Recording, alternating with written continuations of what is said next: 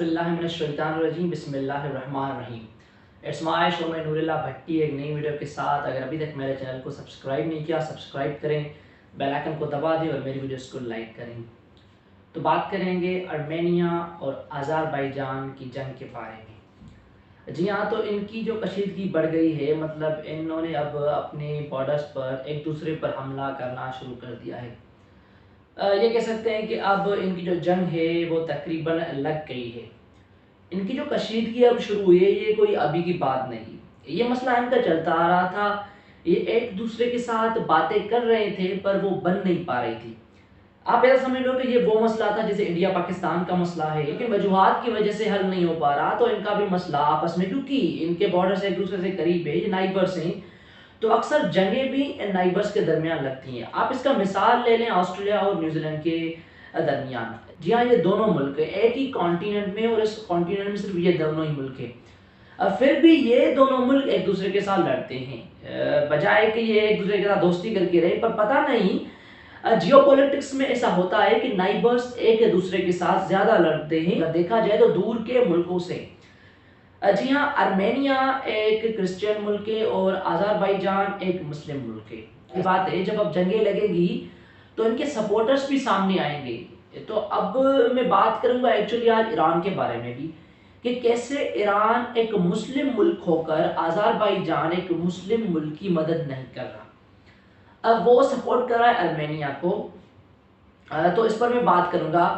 और उसके बाद मैं बात करूंगा कि आर्मेनिया और अज़रबैजान में अगर ये जंग लॉन्ग टर्म चलती है तो कौन ज़्यादा भारी रहेगा, किसके पास ज़्यादा मिसाइल्स है, किसके पास मतलब वेपन्स ज़्यादा हैं। तो इन सब पे बात होगी इस वीडियो में। काफ़ी इंटरेस्टिंग वीडियो है, तो आप वीडियो को एंड तक देखना।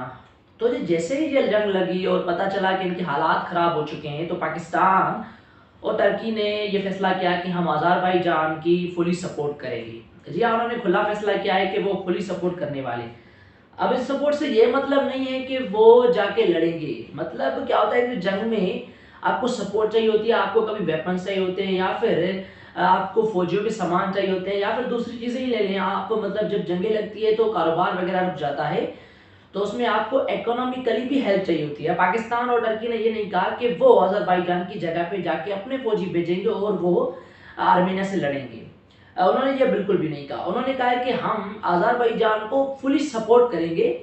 तो फिर वो इकोनॉमिकली सपोर्ट करें, वेपन देकर सपोर्ट करें।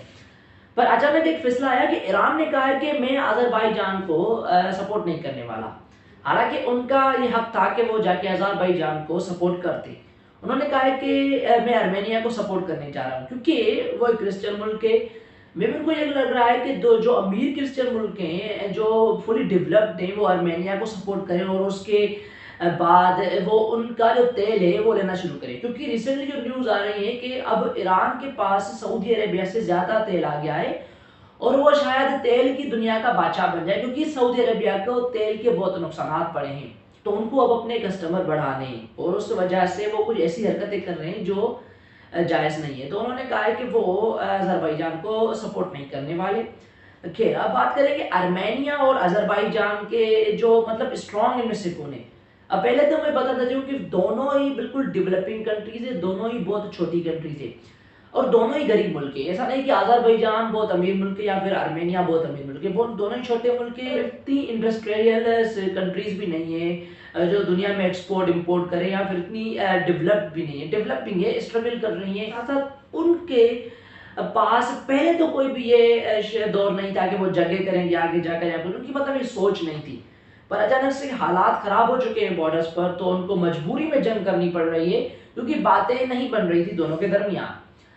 अब आर्मेनिया के पास तो जंगी जहाज भी नहीं है। मैं आम जहाज की बात नहीं कर रहा जो जंगों में फौजियों को नीचे उतारते हैं या फिर फौजियों को खाना पहुंचाते हैं, उन जहाज़ों की बिल्कुल बात नहीं कर रहा। मैं कर रहा हूँ जंगी जहाज़ों की, जैसे F-16 हो गया, आपका राफेल हो गया जो पाकिस्तान के पास है, या बहुत सारे चाइना के पास हैं जो पाकिस्तान को भी वो देते सपोर्ट करते हैं। तो वो जंगी जहाज भी नहीं है। इस मामले में अज़रबैजान के पास वो जंगी जहाज हैं।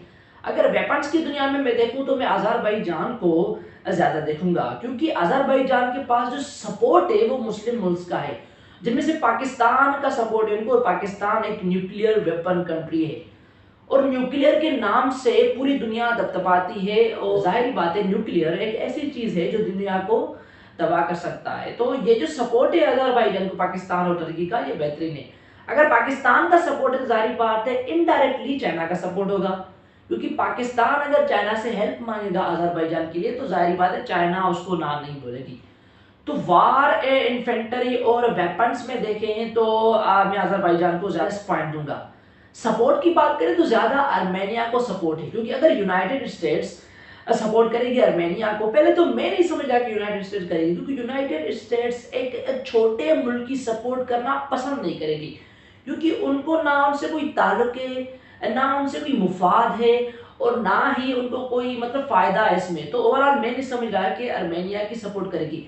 پہلے تو میں یہ سوچ رہا ہوں کہ یہ جنگ لانگ ٹرم بالکل نہیں چلنے والی، یہ جنگ شارٹ ٹرم ہے، یہ کچھ مہینے تک چلے گی، پھر اس کے بعد ان دونوں میں صلح کیا جائے گی، پھر وہ یونائٹڈ اسٹیٹس کرے یا کوئی اور ملک بیچ میں آ کر ان کی صلح کرا دے، پر ہوگی ضرور۔ سپورٹ کے معاملے میں زیادہ ملک ارمینیا کو سپورٹ کرنے والے ہیں، چھوٹے چھوٹے ملک ہیں جس میں آپ کے کرسچن ملکس بہت آ گئے، جس میں آپ کے کرسچن کنٹریز بہت آ رہے ہیں۔ اب میں بات کروں گا کہ ایکونومی کس کی اچھی ہے۔ دیکھیں ایکونومی اچھی تو اتنی خاص دونوں کی نہیں ہے، پر پھر بھی آذربائیجان کو ایک پلس پوائنٹ ہے، کیونکہ بہت ہی زیادہ خوبصورت ہے اور پوری دنیا سے لوگ آتے ہیں آذربائیجان رہنے، ٹریول کرتے ہیں یہاں پہ گھومتے ہیں، مطلب دیکھا جائے تو یہ گھومنے کے لیے ایک بہترین جگہ ہے۔ ارمینیا کا بھی چھوٹا ہے، ان کی بھی ایکونومی کوئی خاص نہیں ہے، پر پھر بھی ان کی آذربائیجان سے کم ہے، تو اس میں میں پلس پوائنٹ دوں گا۔ بہرحال اب جو بات آئے گی کہ مطلب یہ اگر جنگ لانگ ٹرم چلے تو جیتے گا کون؟ میں نہیں سمجھ رہا کہ یہ زیادہ ٹرم چلے گی، اور نہ ہی کوئی جیتا ہوا ہے یا ہارا ہوا نکلے گا۔ یہ کچھ مہینوں کے بعد یہ جنگ ختم ہو جائے گی اور ان کے معاملات ہیں ٹھیک ہو جائیں گے۔ پر اگر یہ جنگ لانگ ٹرم چل رہی ہے تو مسلم کنٹریز کو چاہیے کہ آذربائیجان کی سپورٹ کرے، کیونکہ یہ اتنا ڈیولپڈ ملک نہیں ہے تو ان کو سپورٹ لازمی چاہیے۔ تو جی اس ویڈیو میں اتنا ہی، نیکسٹ ویڈیو میں پھر ملیں گے، تب تک کے لیے اللہ حافظ۔ پاکستان زندہ باد۔